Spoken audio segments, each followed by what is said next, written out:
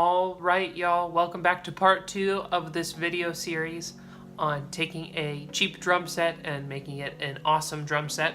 In part 1, we went and we found and bought a drum kit and we played it a little bit to make sure it sounded good. It sounded pretty good. I'm excited about that. Next step is we're gonna have to take off all the lugs, cut the shells down, and then we're going to have to strip the wrap off, and then finally we'll sand down the shells to prep them to do their finish.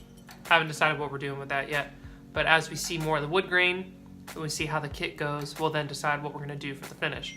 But first, got to take these drums, take off all the lugs, strip off the wrap, then we'll see where we're at.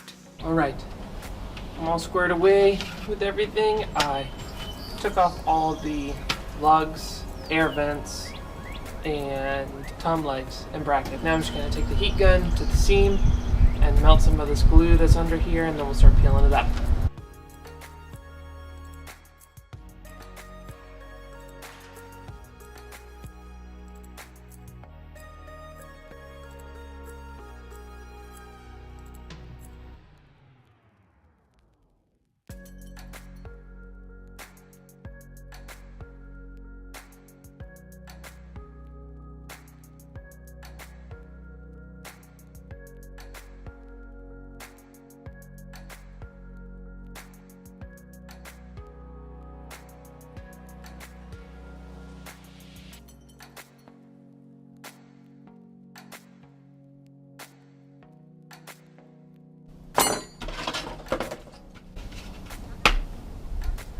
I did it. I'm sure you guys can see now that I'm done that there's glue all over this. This took a lot longer than I thought it was going to. This probably took 30-40 minutes to get through this one shell. So this is going to be a bit of a process. I got 2 shells down, 2 more to go.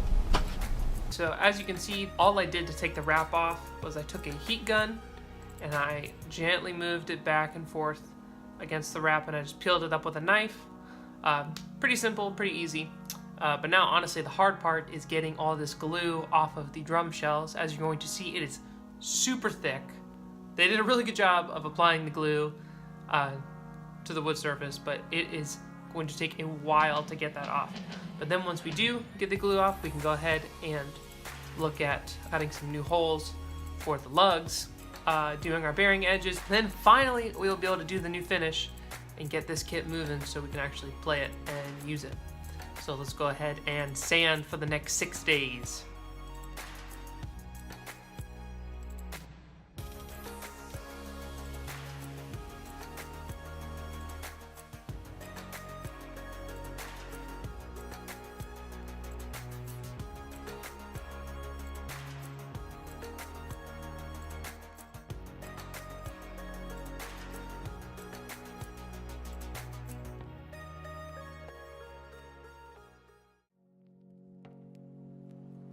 All the drums are a little bit too deep, that's why we're cutting them down.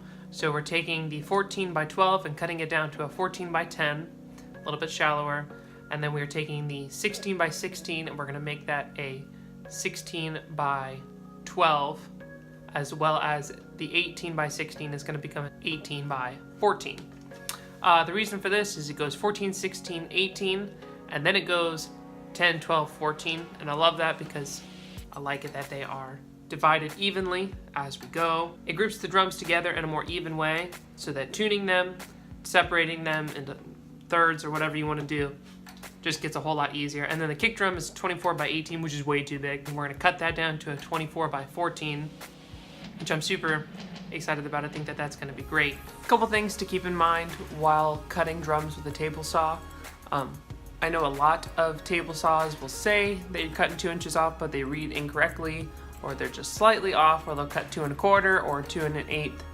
Just be aware of that because that could really easily mess up the rest of your holes for drilling lugs, or however thick you wanted the drum. If you wanted a really specific depth, that's going to change too. So just be aware of that, be super careful. Also make sure you tape up where you're cutting. Just take a strip of painter's tape and all the way around the drum.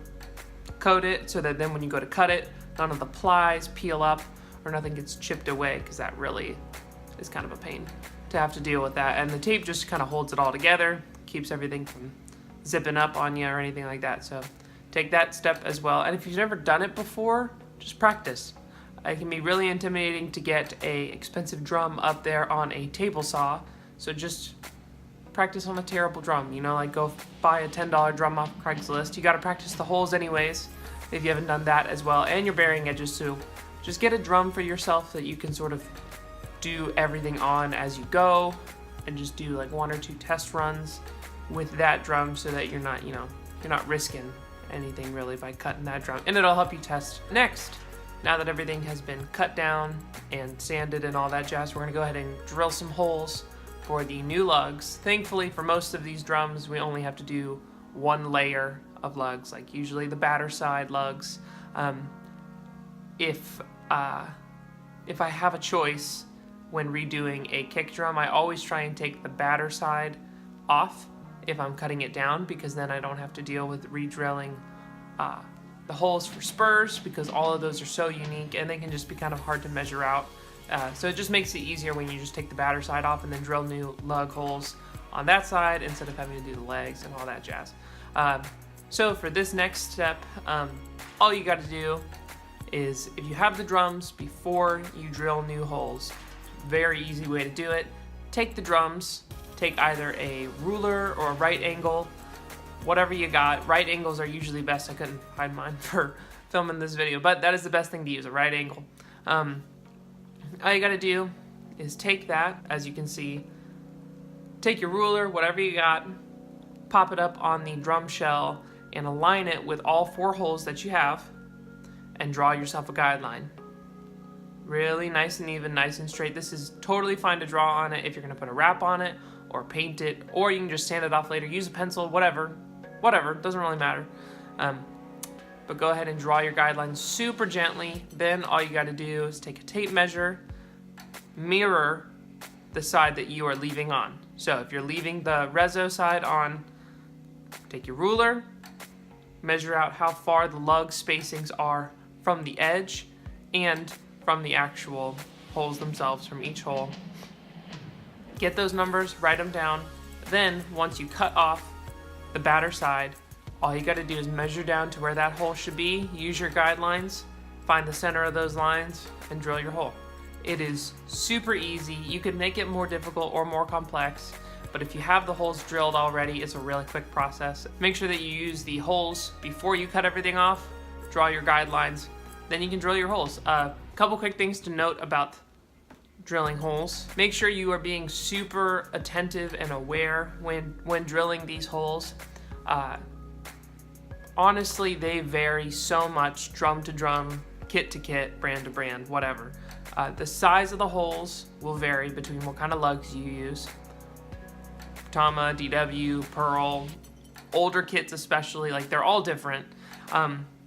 So a lot of them streamline it, but a lot of them don't. So just be super aware as to what size you need. Just take a drill bit, pick the one that fits the best, and then just use that one. It's very easy. Be super aware of the size of the hole.